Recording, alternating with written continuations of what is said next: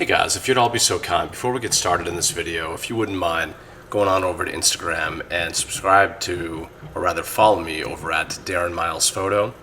And that's on Instagram, Darren Miles Photo. And please go click on the subscribe button here on YouTube. You can also check out my website at www.darrenmiles.com.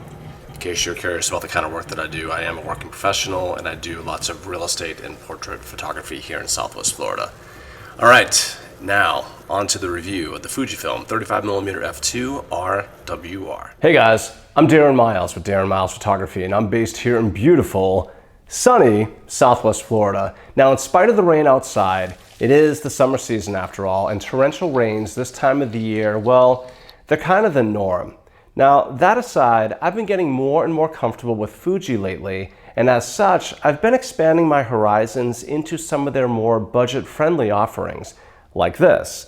This is the Fujifilm 35mm f2 RWR, a budget-friendly option from the folks over at Fuji. Now, you're going to sacrifice a little bit in aperture, but will we need to sacrifice anywhere else? Well, let's take a look.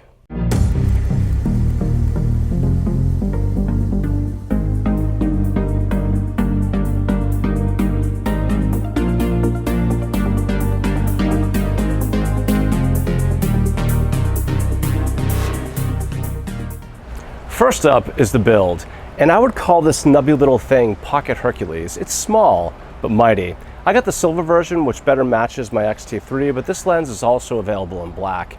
Coming in at a super lightweight 6 ounces, this rivals some of the Olympus f1.8 primes, but we get the added benefit of some weather sealing with Fuji. And speaking of weather sealing, I want to enlighten those of you who may not be familiar with Fuji's abbreviations in their lens names. The 35 has an R and a WR in its name. The R is for ring or aperture ring, and the WR is for weather resistance. Just in case you were ever wondering whether a Fuji lens was weather sealed or not, Fuji tells you right in the name. That's kind of just a FYI. Now, in spite of its lightweight, the housing of this lens still feels very solid. Even the mount is made out of metal.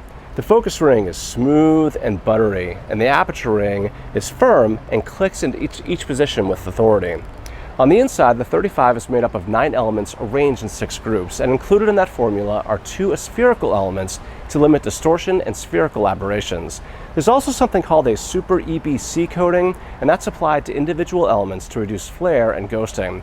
The aperture ranges from f2 to f16, and speaking of the aperture, there are 9 rounded aperture blades, which makes for some beautiful bokeh renderings so long as you get relatively close to your subject. On the downside, well, there really aren't any downsides, as the build is just simply outstanding, especially for something in this price range. So for build, the 35 f2 gets a perfect 10 out of 10.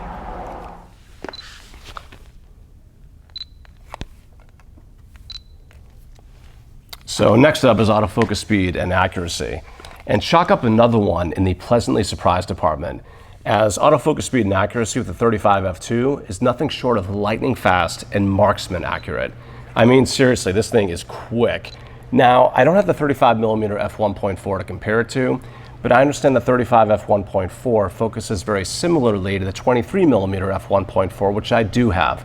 And if that comparison is accurate, then the 35 f2 is considerably faster than the 35 f1.4, which I guess makes sense given the comparative sizes of the lens elements contained in each of the lenses.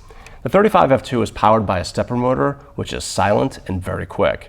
Now, autofocus in video is also silent and decisive, especially with face and eye detect.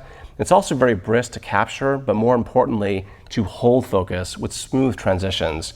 We don't get a lot of jackhammering around, which is a great thing. The only real negative to speak of is the rather longish minimum focus distance of 18 inches, which means you won't be able to use it much for macro. The bottom line is, though, for autofocus speed and accuracy, it just doesn't get much better than this, even wide open at f2. Meaning for AF speed and accuracy, the 35 f2 gets another perfect 10 out of 10. It's fast.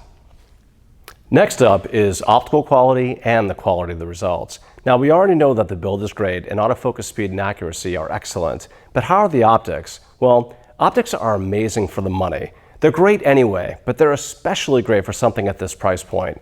Center performance is outstanding.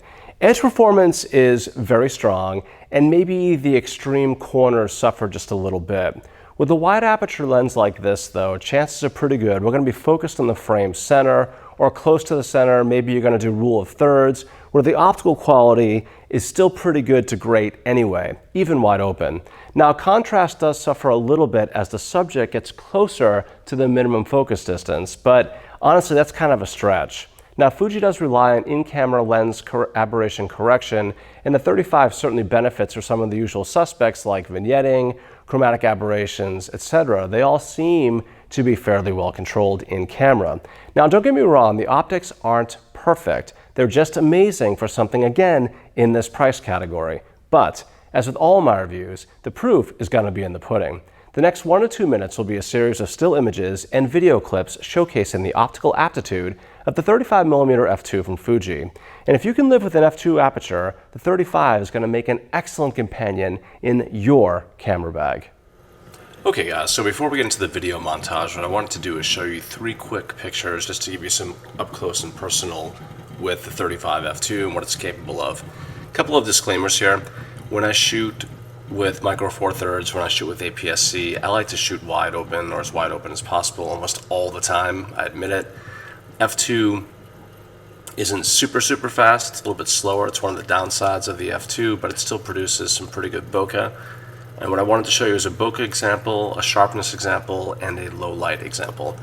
And just real quick, these are all taken with the X-T3. 2 of them were taken in natural light. 1 was taken utilizing the Godox AD300 Pro flash. But as you can see, this first picture here, we shot it at 1/480th of a second, f2, ISO 1000. It was an overcast day, so it was late in the day and it was overcast, but I wanted to show the bokeh of the tree leaves behind this flower. So I focused in on the flower, and frankly, this is not super duper sharp. It's also close to the edge of the frame.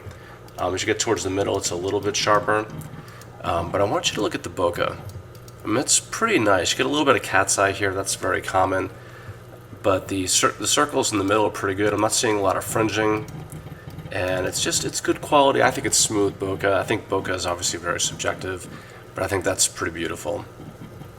Second photo, this was taken with flash.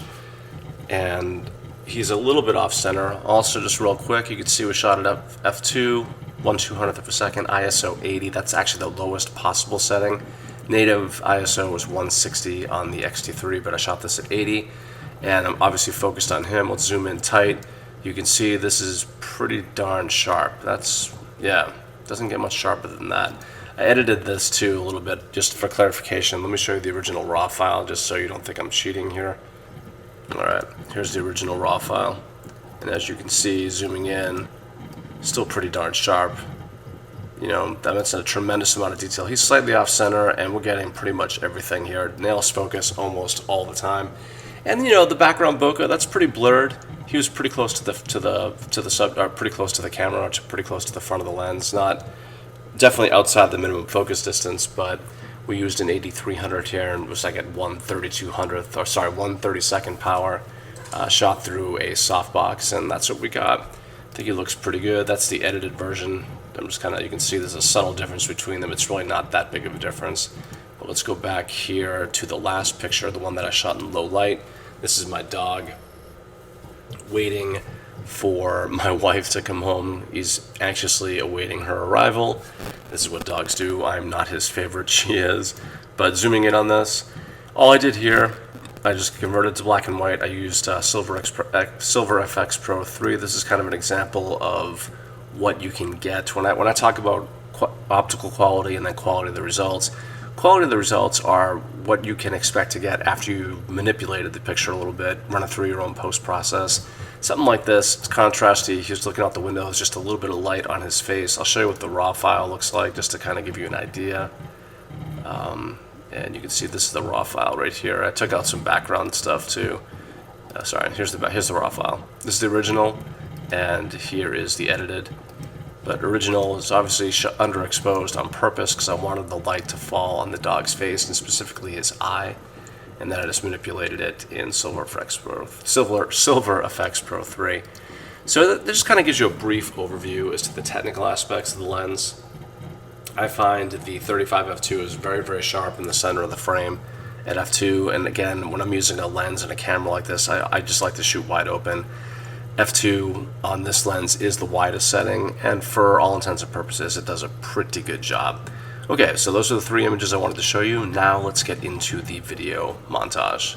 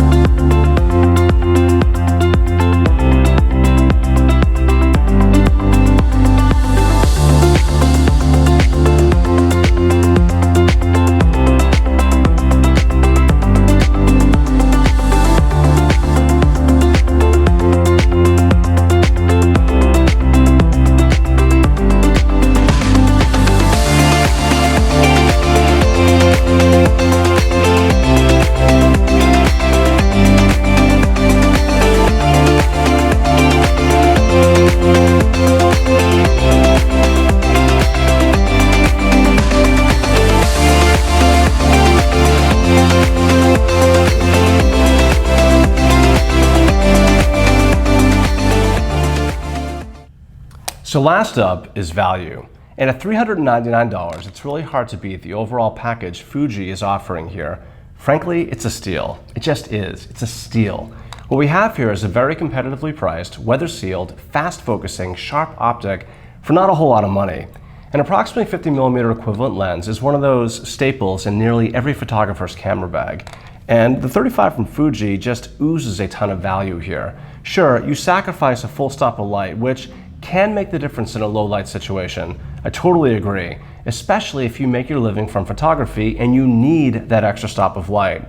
Obviously, you can bump up the ISO to compensate, but I think you all will agree the resulting images may be a bit too noisy for most photographers. Now, Fuji does like the retro thing, so maybe more grain is to your liking. So just know, in spite of its overall goodness, you do sacrifice some of that low light capability.